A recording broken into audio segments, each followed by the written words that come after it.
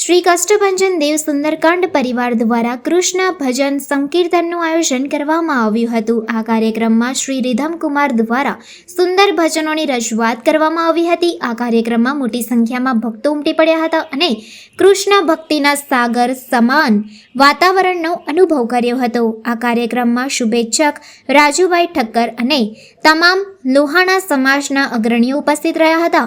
મુખ્ય મહેમાનમાં કાઉન્સિલર હેમિશાબેન ઠક્કર, પૂર્વ chairman doctor Hitendra Patel, તમામ કલાકારોનું સ્વાગત કરવામાં આવ્યું હતું।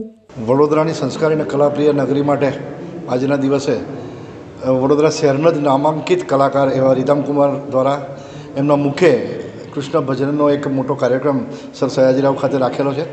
આજના દિવસે ખૂબ જ મોટી સંખ્યામાં વડોદરા શહેરમાંથી જ્યારે લોકો પધાર્યા છે અને આજે પારણાના દિવસે કૃષ્ણના ખૂબ જ સારા ભજનો અને એની સાથે લોકો એના તાલે ઝૂમવા માટે પણ અહીંયા અધીરા બન્યા છે।